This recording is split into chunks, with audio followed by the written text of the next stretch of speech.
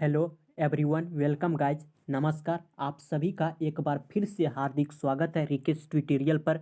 बात कर रहे हैं 27 ऑफ अक्टूबर की एडिटोरियल की, जो कि renewed risk on the RBI and how global uncertainties have compounded को लेकर है कि रिन्यूड जो एक नए रिस्क जो खतरा है, रिन्यूड एडजेक्टिव है, रिस्क नाउन है, जो कि नए खतरे हैं ऑन द किसको लेकर, आरबीआई, और हाउ ग्लोबल कैसे जो वैश्विक अनसर्टेनिटी जो अनिश्चितताएं आए हैं हैव जो कि कंपाउंडेड इंटेंसिफाई देखने को मिला है, और अनिश्चितताएं भी जो कि है जो कि इंटेंसिफाई बहुत ज़्यादा उग्र देखने को मिला है। वर्सन कंपाउंडेड, कंपाउंडेड का साइनोनिम होता है इंटेंसिफाई, वर्सन को बोला जाता है।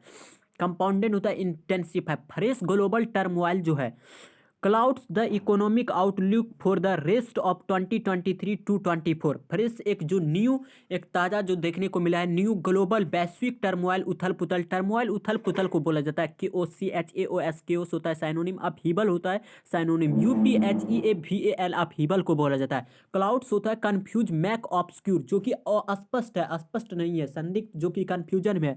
कि ग्लोबल टर्मोइल जो है जो कि कन्फ्यूज कर रहा है the economy outlook for the rest बचे 2023 और 24 के सत्र जो है उसमें जो बचे हैं रेस्ट रिमेनिंग होता है, जो कि बचे हैं आउटलुक जो नजरिया दृष्टिकोण है इकोनॉमी, जो कि एक कंफ्यूज करने वाला है कि ऑन अक्टूबर 6 अक्टूबर को, और पार्टिकुलर डे या डेट के पहले जनरली ऑन आता है, और पार्टिकुलर मंथ और ईयर के पहले जनरली इनका प्रयोग किया जाता है। तो ऑन अक्टूबर 6 अक्टूबर को the reserve bank of India, और आरबीआई के पहले द आता है। The reserve bank of India जो है स्टक है, स्टक टू समथिंग जो होता है कि स्टक टू समथिंग,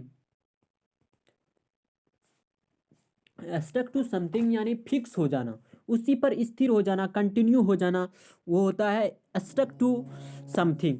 और स्टक का जो फॉर्म होता है स्टिक होता है, फर्स्ट फॉर्म स्टक होता है, सेकंड फॉर्म स्टक होता है, थर्ड फॉर्म इट्स जो है रिजर्व बैंक ऑफ इंडिया के लिए आ रहा है कि 6.5%, 6.5% जीडीपी ग्रोथ जो बढ़ोतरी है, प्रोजेक्शन जो कि अनुमान है फॉर द ईयर, इस साल के लिए।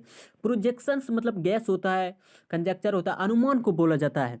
विद साथ साथ जो रिस्क है, जो खतरा है, फ्रॉम कहाँ से, जियोपॉलिटिकल टेंशन जो है, भू राजनीतिक जो चिंताएं हैं, इकोनॉमी फ्रेगमेंटेशंस, आर्थिक जो फ्रेगमेंटेशंस है, विखंडन जो है, फ्रेगमेंटेशंस विखंडन मतलब सब चीजें अलग अलग टुकड़े में टूट जाना, वो होता है fragmentation. Volatile financial market, volatile होता है अनस्टेबल, अस्थिर, चेंजेबल जो कि लगातार चेंज होते जा रहा है, वेरिएबल जो कि अस्थिर नहीं है, वोलाटाइल फाइनेंशियल वित्तीय मार्केट जो बाजार है, और एन अनइवन जो कि असमान है, अनइवन एडजेक्टिव है, मानसून नाउन है, और एन डिटर्मिनर है, डिटर्मिनर के बाद में एडजेक्टिव और नाउन, मानसून नाउन है। कि अनइवन असमान जो मानसून देखने को मिला है, ये सब तो निगेटिव बातें हैं। और इवनली बैलेंस जो है, इवनली मतलब इक्वली बराबर, जो बैलेंस्ड कर रहा है, आउट बाय स्टेंटिंग मजबूती प्रदान कर रहे हैं, कि डोमेस्टिक डिमांड जो घरेलू डिमांड है, मांग जो है, उसको मजबूती प्रदान कर रहे हैं। ये एक पॉजिटिव साइन है।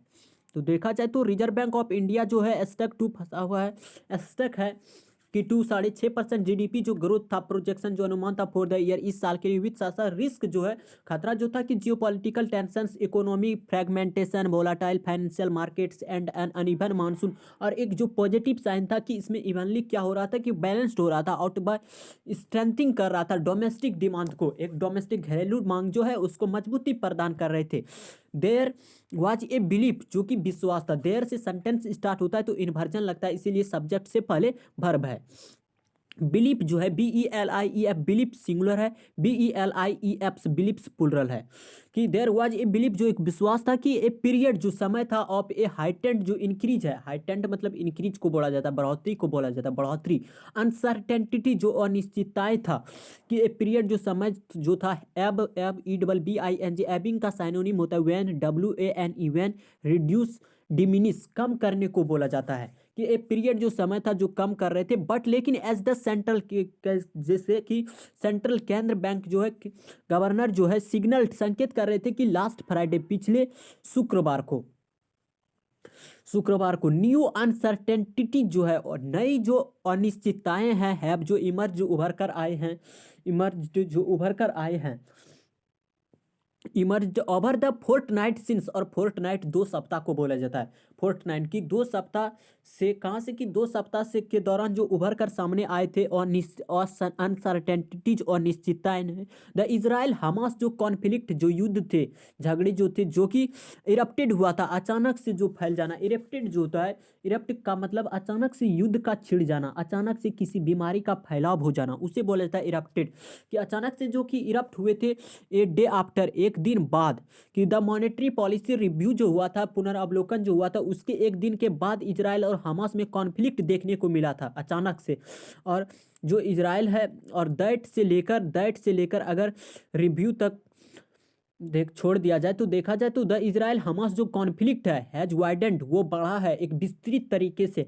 एंड और फाइनेंस जो है, वित्तीय जो मिनिस्टर है निर्मला सीतारमन, हैज फ्लैग्ड, वो चिन्हित किया है। फ्लैग्ड मतलब मार्क करना, इंडिकेट करना, संकेत दिया है कि वरिष्ठ जो चिंताएं हैं अबाउट किसके बारे में, इम्प्लीकेशंस के साथ में ऑन आता है, इफेक्ट के साथ में ऑन आता है, कि जो प्रभाव है किस पर, कि ग्लोबल फूड पर, वैश्विक फूड एंड फ्यूल जो है, पेट्रोल जो है, डीजल जो है, उस पर, एंड फर्टिलाइजर जो उर्वरक जो सप्लाईज है, आपूर्ति है, उस पर इफेक्ट देखने को मिला है।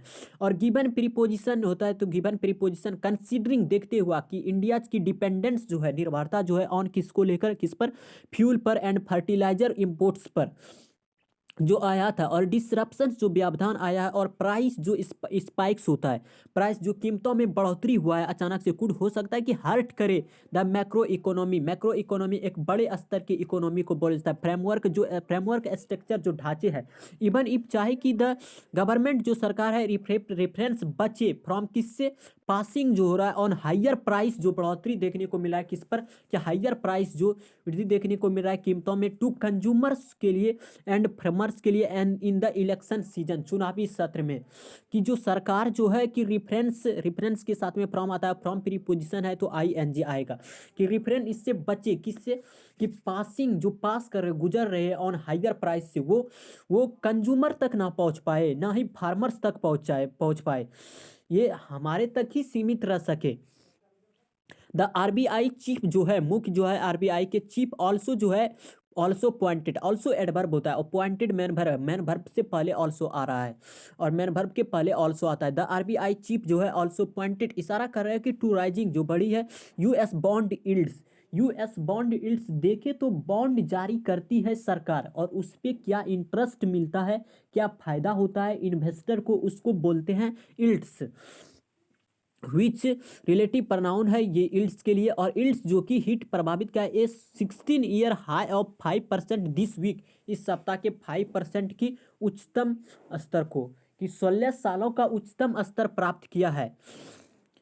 और मिक्स्ड डाटा जो पॉइंट्स जो है, जो मिला जुला जो आंकड़े हैं, एंड और जो सिग्नल्स है फ्रॉम कहाँ से, सेंट्रल बैंक्स अराउंड इर्द गिर्द जो वर्ल्ड है, वर्ल्ड के पहले द आता है विश्व में, एज द न्यू अनाउंस, की एक जो न्यू अनाउंस जो है, अज्ञात जो है, इवन एक्सप्लेन किया है हैफन लगा के, कि इवन एज साइमल्टेनियस एक्शंस के लिए आता है, जब दो काम साथ साथ में हो रहा हो तो इवन एच साथ साथ नाउन जो ज्ञात है और नाउन्स जो अज्ञात है, सच है जैसे कि फाइनेंशियल मार्केट टर्मोइल जो उथल पुथल देखने को मिला है, वित्तीय मार्केट जो कि टर्मोइल देखने को मिला है, हैव गोट, अगर एज द न्यू नाउन अननाउंस, अगर इवन एच को छोड़ दिया जाए टर्मोइल तक, तो इवन एज द न्यू अननाउंस से देखा जाए तो न्यू जो अननाउंस है, अज्ञात जो नाउंस है, हैव गेट जो प्राप्त किया कि मोर प्रोनाउंस, जो कि एक स्पष्ट देखने को मिला है। प्रोनाउंस्ड मतलब clear, apparent, PARENT, apparent, clear को बोला जाता है। एक ग्लिम्स जो है, ग्लिम्स मतलब साइट होता है, विजन होता है, झलक को बोला जाता है, ए डिटर्मिनर है, ग्लिम्स नाउन है।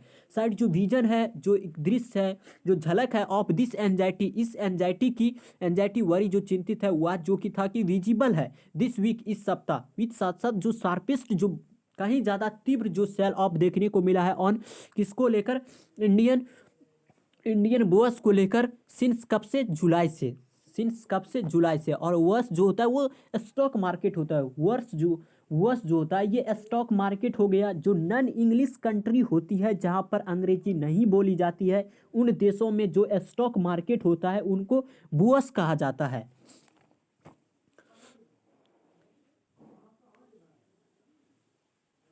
was visible this week was the sharpest sell of an Indian बुअस since कब से, जुलाई से।